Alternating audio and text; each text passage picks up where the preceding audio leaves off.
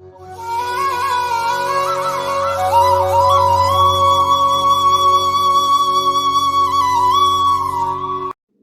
பக்தர்களுக்கு என் அன்பு வணக்கங்கள். ஓம் சாய்ராம். என் அன்பு குழந்தையே, உன் துணை உனக்கு ஒரு இறுதியான முடிவை, இறுதியான கட்டத்தை, இறுதியான வாய்ப்பை உனக்கு கொடுத்திருக்கிறார். இதை நீ பயன்படுத்தி கொண்டால் உன் வாழ்க்கை செழிப்பாக மாறும். உன் வாழ்க்கை என்று சீராக மாறும். எப்பொழுது நீ பொறுமையாகவும் அமைதியாகவும் வாழ்வாய் என்று தான் உன்னோடு நான் சேர்ந்து நானும் போராடி கொண்டு அந்த நாளுக்காக காத்து கொண்டிருக்கின்றேன். அதற்குள் எத்தனையோ போராட்டங்கள் தெரிந்தும் தெரியாமலும் அதிலிருந்து வரும் ஆபத்திலிருந்து உன்னை விலக்கி இருக்கிறேன். ஒருமுறை நான் உன்னிடம் சொன்னாலும் மறுமுறை நான் உன்னிடம் சொல்லவில்லை. என் குழந்தையின் வேதனையை இன்னும் தோண்ட வேண்டாம் என்று உன்னிடம் நான் அதை மறைத்து உனக்கு தெரியாதவாறே வந்த ஆபத்திலிருந்து உன்னை காப்பாற்றியும் இருக்கிறேன்.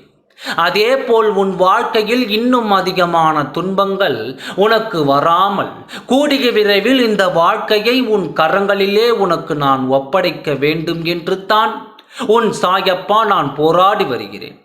எந்தெந்த வகையில் சென்றால் உன் வாழ்க்கை சீராக மாறும், உன் துணை எப்படி இருந்தால் உன் வாழ்க்கை சீக்கிரமாக மாறும் என்று அனுதினமும் நான் போராடி கொண்டு தான் இருக்கின்றேன்.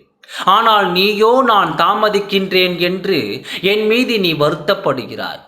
ஆனால் என் குழந்தை, அது தெரியாமல் தான் என் மீது வருத்தப்படுகிறாய் என்று எனக்கு தெரியும். இப்பொழுது உன் துணை பல பேர் அவரை முயற்சித்தும் அவரின் மனதை மாற்ற இயலாமல் அவரை ஒரே பிடிவாதமாக உன்னுடன் தான் நான் வாழ்வேன் என்ற முடிவோடு இருக்கின்றார். யார் யாரோ எதையோ சொல்லி கலைக்க பார்த்தார்கள். அந்த முடிவை மாற்றாமல் ஒரே எண்ணத்தில் தான் இப்பொழுதும் இருந்து கொண்டிருக்கிறார். உன் எண்ணம் அவருக்கு வந்து உன் பாசம் அவருக்கு வந்து விட்டது. இந்த வாய்ப்பை நீ பயன்படுத்தி கொண்டு இதன் மூலமாக உன் துணையுடன் நீ இணைய வேண்டும். இதுதான் அவருடைய இறுதியான வாய்ப்பு. அதை நீ பயன்படுத்தி கொண்டு ஆக வேண்டும்.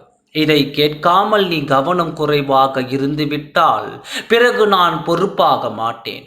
இந்த வாய்ப்பை நீ பயன்படுத்திக்கொள். இதுதான் கடைசி வாய்ப்பு. இதை பயன்படுத்தி கொண்டு மகிழ்ச்சியாக வாழ்ந்து கவலைப்படாமல் தைரியத்தோடு என் நாமத்தை ஜபித்து கொண்டே இரு. நல்லதே நடக்கும். ஓம் சாய்ராம். நன்றி, வணக்கம்.